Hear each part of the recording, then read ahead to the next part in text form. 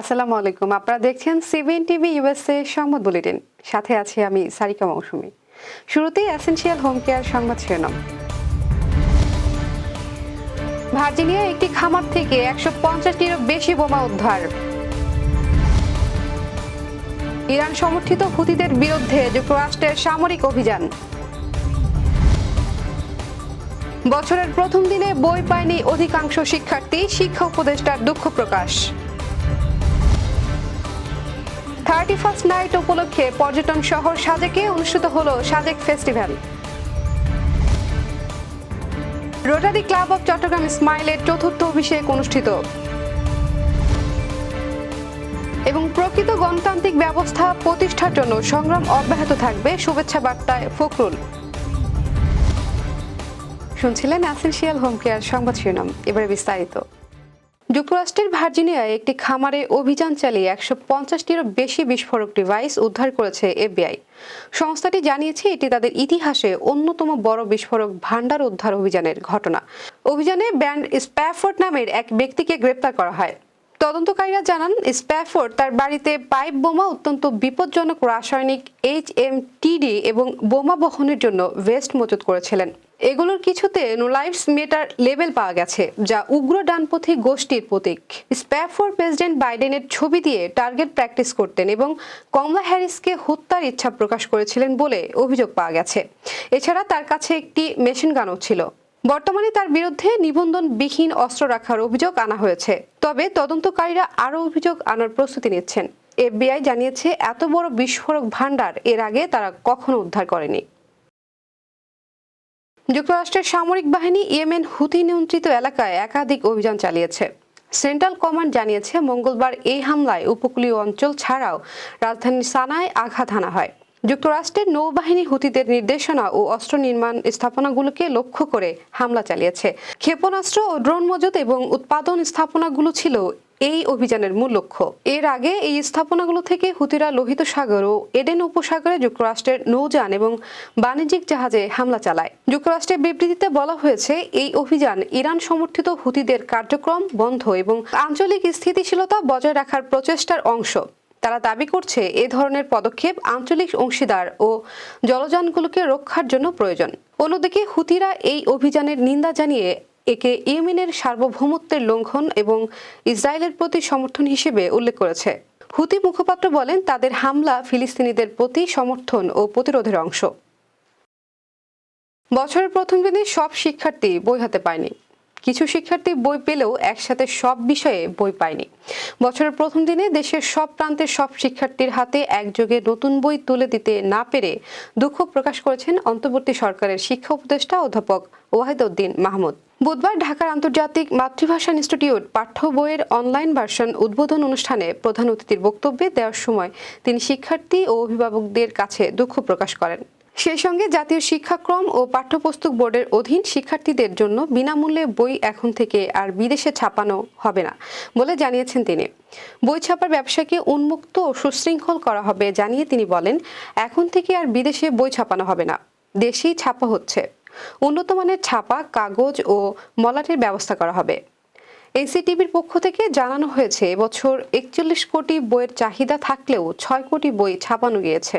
তবে জানুয়ারির মধ্যে সব বই ছাপানো আশ্বাস দিয়েছে প্রতিষ্ঠানটি। গত 5ই আগস্ট সরকার পতনের পর পাঠ্য বইয়ের শুদ্ধ বা পরিমার্জন করা হয়েছে জানিয়ে শিক্ষা উপদেষ্টা বলেন, দলীয় রাজনীতি নিরপেক্ষভাবে যেন বইয়ে থাকে সেইভাবে পরিমার্জন করা হয়েছে। বই বিতরণ নিয়ে ষড়যন্ত্র হয়েছে বলে দাবি করছেন শিক্ষা উপদেষ্টার অধ্যাপক ওয়াহিদউদ্দিন মাহমুদ।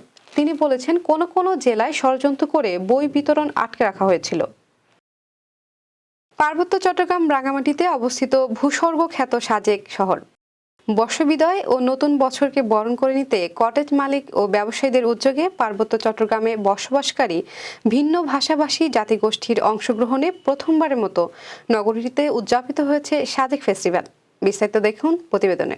মেঘপাহাড়ের বাড়ি সাজেক সৃষ্টিকর্তার অপার মহিমায় নিজ হাতেই যেন সাজিয়েছেন এই ভূস্বর্গকে, যা দেখতে প্রতিনিয়ত ছুটে আসেন প্রকৃতিপ্রেমীরা।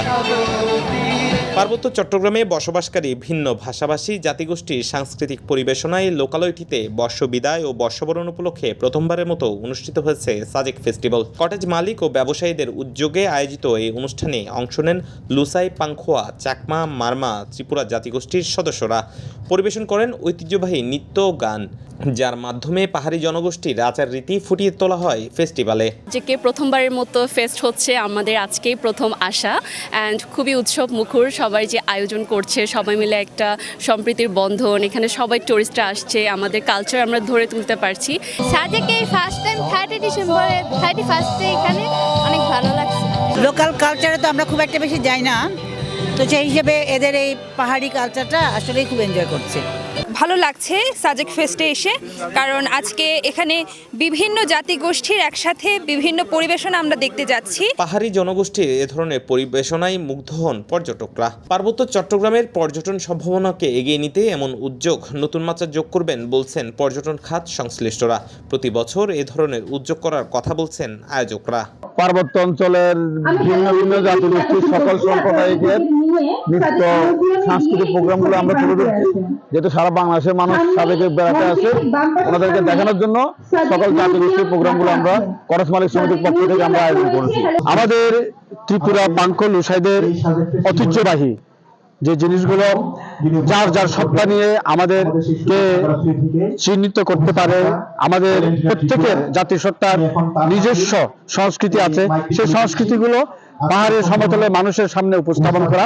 আমরা এই যে বাংলাদেশের বৈচিত্র্যময় সৌন্দর্য, অপার সৌন্দর্য সবার মধ্যে আমরা ছড়িয়ে দিতে চাই এবং সবাই জানুক যে আমরা আমাদের দেশটা এত সুন্দর, এবং আমরা সবাইকে আহ্বান করছি আরো বেশি বেশি করে তারা এই পার্বত্য চট্টগ্রামকে ভিজিট করবে। পার্বত্য চট্টগ্রামের অর্থনীতির চালিকা শক্তি খ্যাত পর্যটন খাতকে বিকশিত করতে এ ধরনের আয়োজন গুরুত্বপূর্ণ ভূমিকা রাখবে প্রত্যাশা স্থানীয়দের। Desk news, CBN TV, USA. Rotary Club of Chattogram স্মাইলের চতুর্থ অভিষেক অনুষ্ঠান 31 ডিসেম্বর রাতে নগরীর আগ্রাবাদের গ্রিন স্যাডো রেস্টুরেন্টে অনুষ্ঠিত হয়েছে। এতে গেস্ট অব অনার হিসেবে উপস্থিত ছিলেন দৈনিক আমার দেশ পত্রিকার আবাসিক সম্পাদক এবং চট্টগ্রাম উন্নয়ন কর্তৃপক্ষের সদস্য জাহিদুল করিম কোচি। অনুষ্ঠানে সভাপতিত্ব করেন রোটারি ক্লাব অব চট্টগ্রাম স্মাইলের প্রেসিডেন্ট শাহাদাত হোসেন চৌধুরী। অনুষ্ঠানে বিশেষ অতিথি হিসেবে উপস্থিত ছিলেন পিডিবির সাবেক প্রধান প্রকৌশলী এবং রোটারি ক্লাব অব চট্টগ্রাম স্মাইলের উপদেষ্টা রোটারিয়ান ইঞ্জিনিয়ার মতিউর রহমান, কর কমিশনার সামিনা ইসলাম, রোটারির সাবেক জেলা governor রোহেলা Khan Chowdhury, rotary research টিমের কোঅর্ডিনেটর আফতাব উদ্দিন সিদ্দিকী। ক্লাবের নতুন সদস্য হিসেবে যোগ দেওয়া জিএম ইকরামুল হক, সাখাওয়াত হোসেন শামীম, মোহাম্মদ আশরাফুদ্দিন সিদ্দিকী এবং কায়সার বিন কাশেমকে ক্রেস্ট দিয়ে শুভেচ্ছা জানানো হয়। এছাড়া একজন সংগ্রামী পিতা মোহাম্মদ ইলিয়াসকে হিরো বাবা হিসেবে ক্লাবের পক্ষ থেকে সংবর্ধনা দেওয়া হয়। অনুষ্ঠানে ক্লাবের charter president Mohammad Alamgir, immediate past president Nusrat Jahan কলির বিবাহবার্ষিকী এবং ক্লাবের ডিরেক্টর মোহাম্মদ শাহাবুদ্দিনের জন্মদিন উদযাপন করা হয়। অনুষ্ঠানে বক্তব্য দেন 71 টিভির চট্টগ্রাম বিভাগীয় ব্যুরো প্রধান সাইফুল ইসলাম শিল্পী, ক্লাবের past president Rotarian Mohammad Alauddin, Bilkis Akter, অভিষেক উদযাপন কমিটির চেয়ারম্যান রোটারিয়ান মোহাম্মদ শাহাবুদ্দিন। এ সময় রোটারির বিভিন্ন ডিস্ট্রিক্ট লিডার, বিভিন্ন রোটারি ক্লাবের প্রেসিডেন্টরা উপস্থিত ছিলেন। বিএনপি মহাসচিব মির্জা ফখরুল ইসলাম আলমগীর দেশবাসীকে ইংরেজি নববর্ষের শুভেচ্ছা ও অভিনন্দন জানিয়েছেন। মঙ্গলবার এক শুভেচ্ছা বার্তায় বিএনপি মহাসচিব বলেন, আমাদেরকে হয়তো আরও কষ্টকর পথ অতিক্রম করতে হবে। প্রকৃত গণতান্ত্রিক ব্যবস্থা প্রতিষ্ঠার জন্য আমাদের সংগ্রাম অব্যাহত রাখতে হবে। রাষ্ট্র ও সমাজে গণতন্ত্রের চর্চা ও বিকাশ সাধনে দেশের মানুষকে আরও বেশি তৎপর হতে হবে। উল্লেখ করে মির্জা ফখরুল ইসলাম আলমগীর বলেন, জনগণের প্রত্যাশা পূরণে আমাদের সবাইকে একযোগে কাজ করতে হবে। এটাই হোক নতুন বছরে আমাদের অঙ্গীকার। বিবৃতিতে বিএনপি মহাসচিব প্রত্যাশা করেন, নতুন বছরটি সকলের জন্য হয়ে উঠুক আনন্দময়। এদিকে নববর্ষ উপলক্ষে দেশবাসীকে শুভেচ্ছা জানিয়েছেন রাষ্ট্রপতি মোহাম্মদ শাহাবুদ্দিন ও প্রধান উপদেষ্টা ডক্টর মোহাম্মদ ইউনূস। পৃথক শুভেচ্ছা বার্তায় তারা দেশবাসীর মঙ্গল কামনা করেন। এবার কর্ণফুলী ইনকাম ট্যাক্স সংবাদ শিরোনাম। জ্যাকসন হাইটসে হিউম্যান কনসার্ন ও প্রথম আলো ফাউন্ডেশনের শীত উপহার বিতরণ এবং নিউ ইয়র্কে কবি জুলি রহমানের 60তম জন্মদিন পালিত। আবারও স্বাগতম সিবিএন টিভি ইউএসএ সংবাদ বুলেটিনে। শুনছিলেন কর্ণফুলী ইনকাম ট্যাক্স সংবাদ শিরোনাম। এবারে বিস্তারিত। যুক্তরাষ্ট্রের নিউ ইয়র্কের অর্ধশতাধিক ব্যক্তির মাঝে শীত উপহার বিতরণ করেছে হিউম্যান কনসার্ন ইউএসএ এবং নিউ ইয়র্ক প্রথম আলো ফাউন্ডেশন। সোমবার সন্ধ্যায় জ্যাকসন হাইটসের প্রথম আলো উত্তর আমেরিকা অফিসে এসব উপহার বিতরণ করা হয়। উপহার পেয়েছেন লেখক, সাংবাদিক, কারো মা বাবা, কারো সন্তান বা প্রথম আলো উত্তর আমেরিকার সাথে সংশ্লিষ্ট কারো জীবনসঙ্গী। অনেকেই ব্যতিক্রমধর্মী এই অনুষ্ঠানে উপহার পেয়ে আনন্দ প্রকাশ করেছেন। প্রথম আলো উত্তর আমেরিকার নির্বাহী সম্পাদক মঞ্জুরুল হকের ব্যবস্থাপনায় অনুষ্ঠানে উপস্থিত ছিলেন হিউম্যান কনসার্ন ইউএস এর প্রধান নির্বাহী মাসুম মাহবুব, নিউ ইয়র্ক প্রথম আলো ফাউন্ডেশনের চেয়ারম্যান সম্পাদক ইব্রাহিম চৌধুরী। আরও উপস্থিত ছিলেন রহমান মাহবুব, মনিজা রহমান, এইচপি রীতা, শেলি জামান খান, রওশন হক, সোহানা নাজনীন। অনুষ্ঠানে মাসুম মাহবুব বলেন, জনসমাজের সাথে দৃঢ় আত্মসংযোগ বৃদ্ধি একটি গুরুত্বপূর্ণ কাজ। এই কাজের মাধ্যমে সামাজিক কল্যাণমূলক কাজের বহু কিছুই অর্জন করা সম্ভব। ইব্রাহিম চৌধুরী বলেন, জনসমাজের সাথে সম্পর্ক বৃদ্ধি ও ভালোবাসার আদান প্রদানের মাধ্যমে সময়ের অনেক চ্যালেঞ্জকে মোকাবেলা করা সম্ভব। সাপ্তাহিক প্রবাসের সম্পাদক মোহাম্মদ সাঈদ প্রথম আলোর এমন ব্যতিক্রমী অনুষ্ঠানের আয়োজনের জন্য ধন্যবাদ জানান।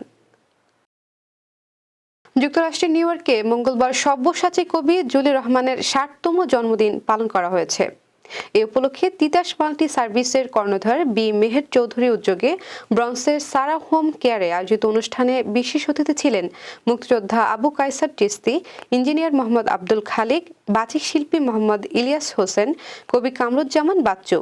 রেজা আব্দুল্লাহর সঞ্চালনায় অনুষ্ঠানে কবিতা আবৃত্তি করেন সুধাংশু মণ্ডল, মেহের চৌধুরী, কামরুন নাহার রীতা।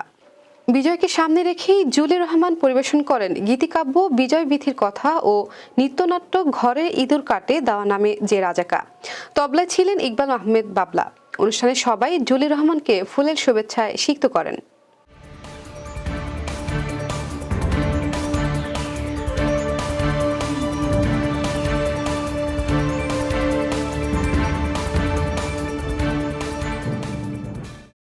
প্রতিদিনই উল্লেখযোগ্য ঘটনা কালক্রমে রূপ নেয় ইতিহাসে। চলুন এক নজরে দেখে নেওয়া যাক আজকের দিনে ঘটে যাওয়া উল্লেখযোগ্য কিছু ঘটনা। আজ ইংরেজি নতুন বছরের প্রথম দিন। পৃথিবীর নানা প্রান্তে ভিন্ন ভিন্ন আয়োজনের মাধ্যমে 31 ডিসেম্বর রাত 12টা 1 মিনিটে যাত্রা শুরু করে নববর্ষ 2025। গেল বছর ঘটে গেছে জাতীয় ও আন্তর্জাতিক পর্যায়ে নানান ঘটনা। তবুও জীবন যাচ্ছে চলে জীবনের গতিতে। এগিয়ে যাচ্ছে মানুষ নতুন আশায়, নতুন স্বপ্নের প্রত্যয়ে। এইভাবে চলবে প্রজন্ম থেকে প্রজন্মের পথ চলা। দর্শক, এই ছিল সিবিএন টিভি ইউএসএ সংবাদ বুলেটিনে। শেষ করছি, পরবর্তী বুলেটিন দেখার আমন্ত্রণ জানিয়ে এতক্ষণ সাথে থাকার জন্য ধন্যবাদ সবাইকে।